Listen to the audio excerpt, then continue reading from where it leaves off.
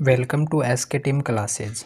अभी तक जो हमने डिस्कस किया था, जो पार्ट फर्स्ट था, उसमें हमने बीएससी सेकेंड ईयर के लिए जो मैथ हम यूनिट फर्स्ट पेपर सेकंड के लिए डिस्कस कर रहे थे, जिसमें हमने कोटि एवं घात को डिस्कस किया था। ठीक है, समझा था कि साधारण अवकल समीकरण व आंशिक अवकल समीकरण को किस प्रकार से हम समझ सकते हैं।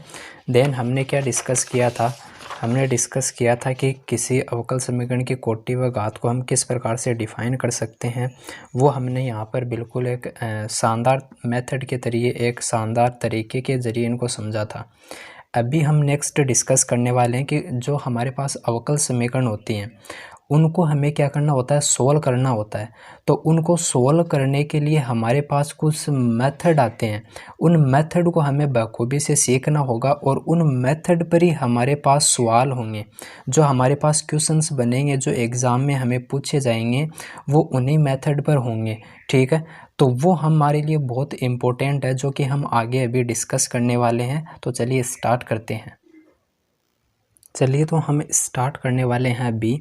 जो हमारे पास मेन जहाँ से चैप्टर अभी जो स्टार्ट होने वाला है, वो तो बेसिक था। उसमें हमारे पास कौन सा क्वेश्चन बन सकता है भाई? ज़्यादा से ज़्यादा आपको ऑर्डर और डिग्री वाला क्वेश्चन पूछ सकता है, बाकी वो बेसिक था।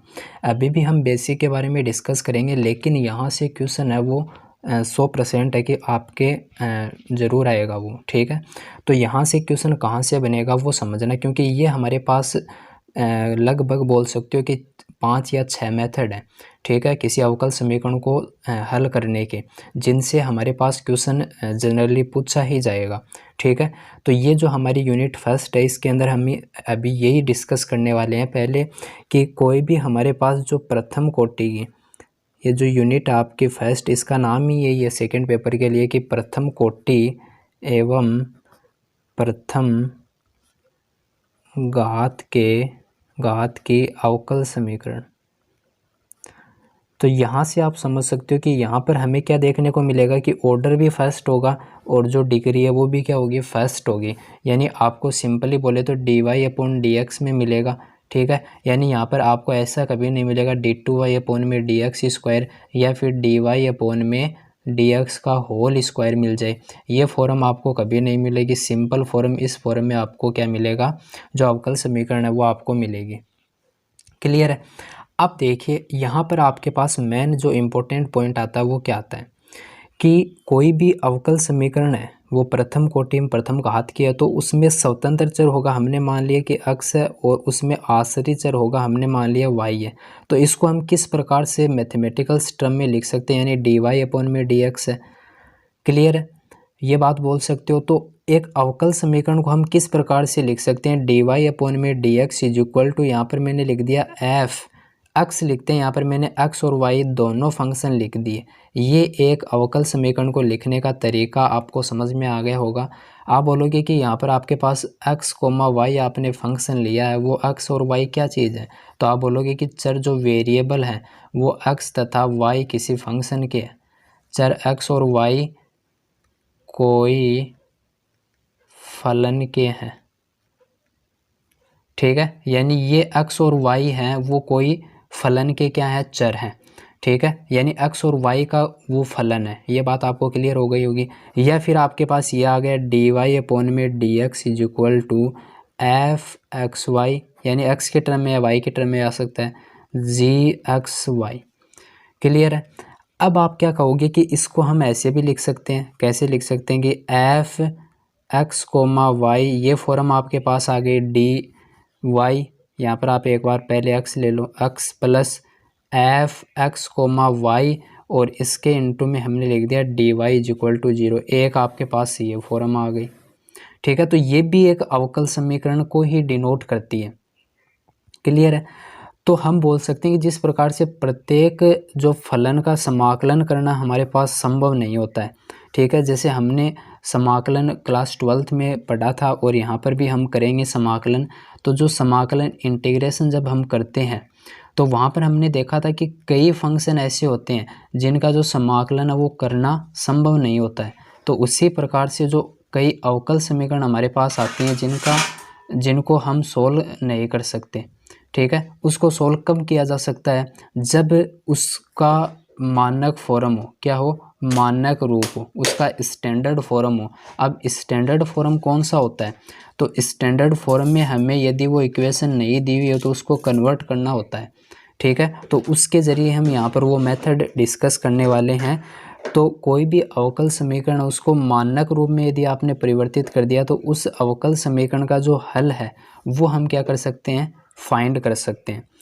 तो उसको ज्ञात करने के लिए, उसके हल को फाइंड करने के लिए हमारे पास जनरली 6 मेथड हम देखते हैं, जिसमें हमारे पास फर्स्ट, यहाँ पर मैं एक साथ सभी को लिख रहा हूँ, पहले कौन कौन से मेथड हम डिस्कस करने वाले हैं किसी अवकल समीकरण को सोल्व करने के लिए। तो मैं यहाँ पर लिख देता हूँ कि कोई भी हमारे पास अवकल समीकरण आ रही है तो उसको हम सोल्व करने के लिए सोल्व डिफरेंशियल इक्वेशन, ठीक है। तो उसके लिए जो हमारे पास मेथड्स हैं वो मेथड्स कौन कौन से हैं वो हम यहाँ पर डिस्कस करने वाले हैं। तो देखिए, पहला जो हमारे पास मेथड आता है उसे हम बोलते हैं कि अवकल समीकरण जिसमें, जनरली आप अपनी लैंग्वेज में लिख सकते हो, मैं यहाँ पर आपको एक सिंपल लैंग्वेज में बता रहा हूँ, अवकल समीकरण जिसमें चरों को पृथक किया जाता है। क्या किया जाता है? चरों को पृथक किया जाता है, ठीक है। यानी यहाँ पर क्या किया जाएगा? चरों को पृथक किया जाएगा और फिर उसको क्या किया जाएगा? सोल्व किया जाएगा। कैसे किया जाएगा वो हम आगे डिस्कस करेंगे अभी। फिर सेकंड जो इसमें मेथड हमारे पास आता है वो आता है कि जैसे आपने अभी क्या किया? चरों को पृथक किया है, उसके बाद में क्या किया है कि वो चर पृथक नहीं हो रहे हैं तो उनको आप पृथक करोगे। कैसे करोगे? प्रतिस्थापन द्वारा। प्रतिस्थापन, जैसे आपने समाकलन में किया था, टी मानते थे, उसी प्रकार से यहाँ पर भी हम टी मानेंगे। वो कैसे मानेंगे समझना आगे। प्रतिस्थापन द्वारा चरों का पृथक्करण, यहाँ पर जो वेरिएबल आएंगे उसका हम क्या करेंगे? पृथक्करण करेंगे, वेरिएबल को सेपरेट करेंगे, ठीक है। जैसे x को एक तरफ लिया, y को एक तरफ लिया, और फिर उनको क्या करेंगे? आगे सॉल्व करेंगे। थर्ड नंबर पर हमारे पास जो मेथड आएगा वो कौन सा आएगा? वो आएगा समघात रूप के अवकल समीकरण आपको देखने को मिलेंगे, उनको हम सोल्व करेंगे। समघात रूप के अवकल समीकरण, उनका सॉल्यूशन करेंगे समघात जो मेथड है उसके ज़रिए। फिर हम क्या करेंगे? यदि वो समघात नहीं है, ठीक है, तो उनको बनाएंगे, यानी समघात रूप में परिवर्तन, या क्या बोल सकते हो इसको? एक सम्मानित भी बोल सकते हो। समघात रूप में परिवर्तन करके हल ज्ञात करना, करके संभव हो ये भी बोल सकते हैं। फिर हमारे पास आता है ए नंबर पर, यानी बोल सकते हो 5 नंबर पर हमारे पास जो आता है वो आता है रैखिक अवकल समीकरण, linear equation, linear differential equation. फिर एफ आता है, इसमें किस प्रकार की फॉर्म होगी वो भी हम डिस्कस करेंगे कि इसमें सम्मानित होने वाली रैखिक, यदि वो रैखिक अवकल समीकरण नहीं है, ठीक है, तो हम क्या करेंगे? उसको परिवर्तित करेंगे तो रैखिक अवकल समीकरण के रूप में सम्मानित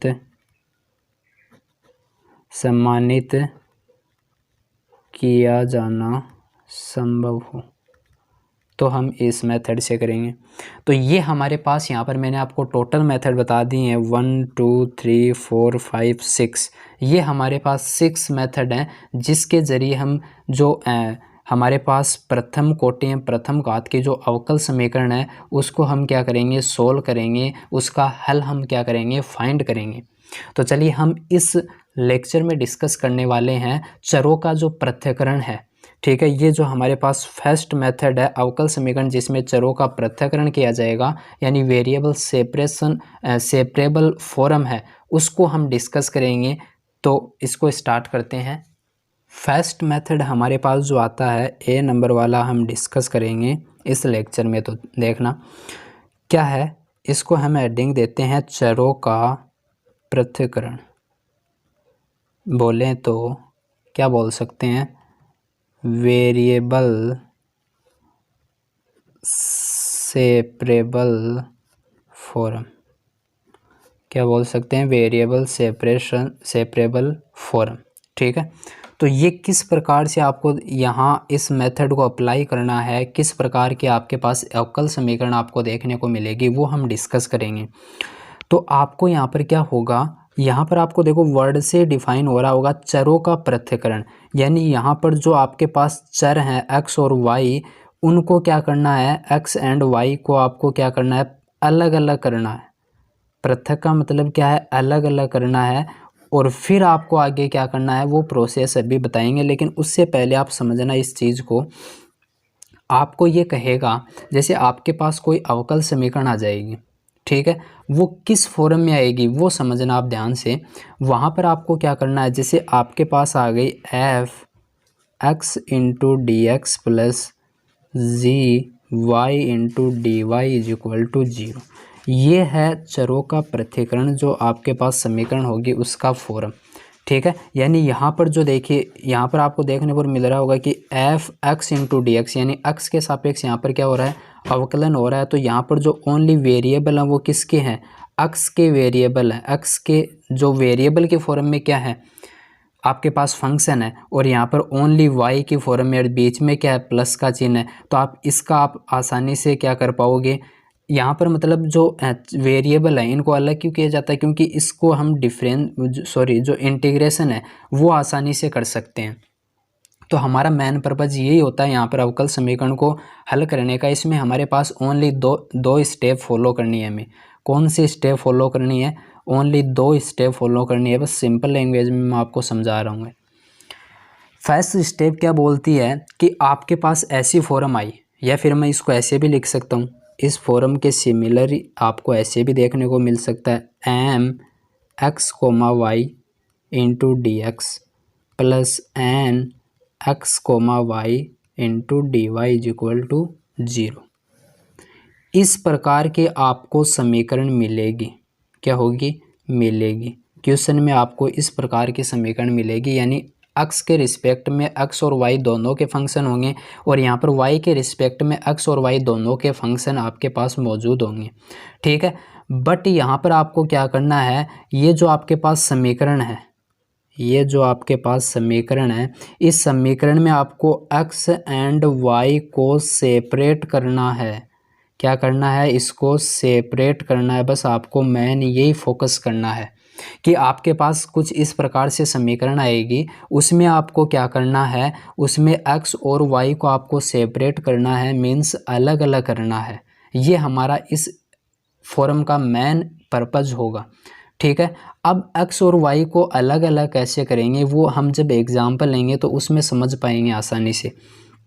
ठीक है, तो यहाँ पर आपको जैसे ही कोई अवकल समीकरण मिले और उसका अवकल उसका हल आपको फाइंड करने को बोले, तो सर्वप्रथम आपको क्या करना है, उसमें चरों का पृथक्करण लगाना है। चरों का पृथक्करण लगाओगे तो फर्स्ट स्टेप में आपको क्या देखना है कि उसमें जो वेरिएबल हैं उसमें आपको क्या करना है, एक्स और वाई आपको मिलेंगे। ठीक है, यानी जब स्वतंत्र चर और आश्रित चर आपको मिलेंगे। ठीक है, तो एक्स और वाई जो चर हैं, इन चरों को अलग अलग करना है। पहले क्या करना है, इनको अलग अलग करना है। ठीक है, यानी एक्स वाले एक तरफ ले आए और वाई के जो चर हैं वो जो वाई के जो फंक्शन है वो एक तरफ ले आए, और एक्स के जो फंक्शन है वो एक तरफ ले आए। ठीक है, उसके बाद में आपको जो सेकंड स्टेप फॉलो करनी है, जब आपने इस मेथड को अप्लाई कर दिया, उसके बाद में जो सेकंड स्टेप फॉलो करनी है वो आपके पास आती है कि आपको जब आपने सेपरेट कर दिया उसके बाद में जो इक्वेशन आई है उसका आपको इंटीग्रेशन करना है, उसका समाकलन करना है। ये आपका जो चरों का पृथक्करण है वो एक सिंपल मेथड है, बिल्कुल शानदार तरीके से आप इसको समझ सकते हो। यानी आपके पास जब आपके पास ये इक्वेशन थी, आपने एक्स वाई को सेपरेट कर लिया, आपके पास ये इक्वेशन आ गई। अब इसका आपको क्या करना है, इसको आपको इंटीग्रेट करना है, यानी integration F X into D x. क्योंकि यदि यहाँ पर एक्स और वाई दोनों के फलन हो गए तो आप इंटीग्रेशन नहीं कर पाओगे, क्योंकि अभी तक आपने नहीं पढ़ा है कि एक्स और वाई दोनों आ रहे हैं तो इंटीग्रेशन आप नहीं कर पाओगे। आगे हम चलकर पढ़ेंगे उनको, बट अभी तक हम नहीं कर पाएंगे। तो यहाँ पर हमें हमने क्या किया, x को अलग किया, उसके बाद में y वाले फंक्शन आए तो y वालों के हमने अलग कर लिया और उसको इंटीग्रेट कर दिया। बराबर में क्या है, कोई ना कोई इनके लिए हमारे पास कांस्टेंट आएगा, वो हमने c ले लिया। तो यहाँ पर मैं बोल सकता हूँ c एक क्या है, वो एक स्वेज अचर है, आर्बिट्री कांस्टेंट है। क्लियर है। अब देखना इसके लिए हम जब एग्जाम्पल लेंगे तो आपको बहुत ही शानदार तरीके से ये समझ में आएगा। तो एग्जाम्पल हम डिस्कस करने वाले हैं। देखिए एग्जाम्पल हमारे पास किस प्रकार का होगा, हम एक सिंपल एग्जाम्पल लेकर चल रहे हैं ताकि आपको उसके ज़रिए आसानी से समझ में आए। आपके पास है 1 + x² into dy is equal to 1 + y² into dx। ये आपके पास एक क्वेश्चन दिया हुआ है, यानी एक अवकल समीकरण दी हुई होगी और आपको क्या बोलेगा कि इसका हल ज्ञात करना है, इसका हल आपको फाइंड करना है, इसका सॉल्यूशन बताना है। ठीक है, ऐसे आपके पास क्वेश्चन आएंगे। तो जैसे आपके पास ये क्वेश्चन आया तो आपको क्या करना है, इसको देखते ही आपको पता चल जाएगा। जैसे आप मतलब ये आपके पास जितने भी 6 मेथड हैं, इनको आप जैसे ही पूरा कंप्लीट पढ़ लोगे तो आपको उस इक्वेशन को देखते ही पता चल जाएगा कि इसमें कौन सा मेथड अप्लाई होगा। ठीक है, अभी अभी आप स्टार्टिंग करोगे तो आपको थोड़ी दिक्कत हो सकती है, बट जैसे ही आप 6 मेथड कंप्लीट कर लोगे तो आपको कोई दिक्कत नहीं होगी। तो देखिए यहाँ पर फर्स्ट ये हमारे पास मेथड है चरों का पृथक्करण। इसमें हमने 2 स्टेप देखे, उनको हम फॉलो करेंगे तो आपके पास ये इक्वेशन दी हुई है। ठीक है, अब आपको क्या कर रहा है, इसका हल फाइंड करने को बोल रहा है। आपने देखा कि ये आपके पास इस फॉर्म में दिखाई दे रही है। ठीक है, इसको आप इस तरफ लेकर आओगे तो माइनस हो जाएगा, बराबर में 0 लिख सकते हो, कोई दिक्कत नहीं है। फिर आपने क्या किया कि इसमें हम क्या लगाएं कि वेरिएबल सेपरेशन करें, इसमें क्या हो रहे हैं क्या। ठीक है, यदि हो रहे हैं तो इसी मेथड से करेंगे, नहीं हो रहे हैं तो आगे बढ़ेंगे फिर नेक्स्ट मेथड पे।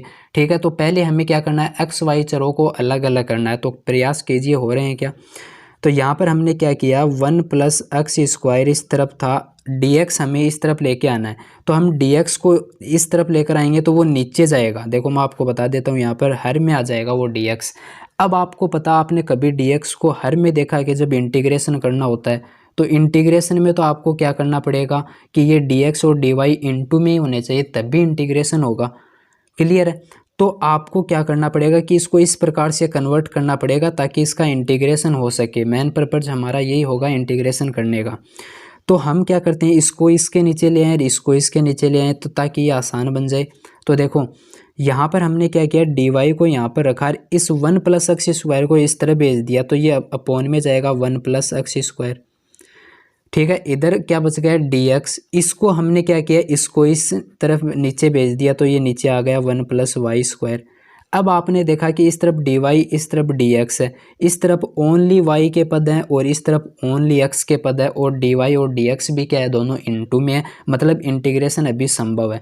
तो आपको नेक्स्ट स्टेप में क्या करना है, इसका इंटीग्रेशन कर देना है। पहले आपने लिख दिया 1 अपॉन में क्या है, 1 + y² इंटू dy। ठीक है, और फिर इसको भी इस तरफ ले आया आपने। ठीक है, या फिर एक बार बराबर रहने दो, इस तरफ लेकर आओ, माइनस यहाँ पर आया तो माइनस के 1 अपॉन में 1 + x² into dx is equal to 0 लिख सकते हो। अब ये सेपरेट बताओ इस फॉर्म में बनी या नहीं बनी। ठीक है, ये देखो इंटीग्रेशन करने के लायक हो गई। इस तरफ क्या आ जाएगा, आपका इंटीग्रेशन वाला जो कांस्टेंट है वो आ जाएगा। तो अभी इंटीग्रेशन आप जब करोगे तो आपके पास क्या आएगा, समझना। देखो 1 अपॉन में 1 + y², आपने फॉर्मूला पढ़ा होगा कि 1 अपॉन में 1 + x² into dx is equal to किसका होता है, तो आप बोलोगे हमारे पास होता है tan इनवर्स x + c, हमारे पास इसका आंसर आता है, ये फॉर्मूला होता है इनवर्स वाला। तो यहाँ पर y है, यहाँ पर x था, तो यहाँ पर y लिखेंगे तो क्या लिखेंगे, tan इनवर्स y। ठीक है, माइनस जो कांस्टेंट आएगा उसको, दोनों के जो कांस्टेंट आएंगे भाई, ठीक है c, उनको 1 बनाकर हम यहाँ पर लास्ट में रख देंगे। यहाँ पर आपने इसका इंटीग्रेशन किया, समाकलन किया, तो इसका सूत्र के जरिए क्या हो जाएगा, tan इनवर्स x। ठीक है, और इज इक्वल टू क्या आ जाएगा, c। तो यहाँ पर ये एक बिल्कुल सिंपल तरीके से हमने क्या कर दिया, इसका क्या कर दिया, समाकलन कर दिया, ये आपके पास आंसर आ गए। तो ये होता है किसी भी अवकल समीकरण आपको दी हुई, उसको चरों का पृथक्करण मेथड लगाना है, उसको करने का ये तरीका हमारे पास होता है। और ये आपके पास क्या आ गए, इसके आंसर आ गए। जो चरों का पृथक्करण होता है उसमें आपको सभी क्वेश्चंस इस प्रकार से करने होंगे। मैंने आपको 2 स्टेप बताए, उसके ज़रिए आपको यहाँ पर क्या करना पड़ेगा, इनको फॉलो करना पड़ेगा और आसानी से आप क्या कर सकते हो, फाइंड कर सकते हो। ठीक है, तो यहाँ तक आपको बिल्कुल सिंपल तरीके से मैंने आपको समझाया, समझ में आया होगा चरों का पृथक्करण जो मेथड हमारा है। ठीक है, तो इसमें आपको क्या करना होता है, 2 स्टेप हैं, इसको फॉलो करना होता है और आप आसानी से क्या कर सकते हो, इस मेथड से किसी भी जो इक्वेशन है, अवकल समीकरण, उसका आप सॉल्यूशन फाइंड कर सकते हो। ठीक है, और नेक्स्ट मेथड की हम जो चर्चा है वो नेक्स्ट वीडियो में करेंगे। तब तक के लिए आप इसको पढ़ते रहिए, समझते रहिए और इस पर बेस्ड जो एग्जाम्पल और हैं वो आप क्या कीजिए, सोल्व कीजिए। Thanks for watching.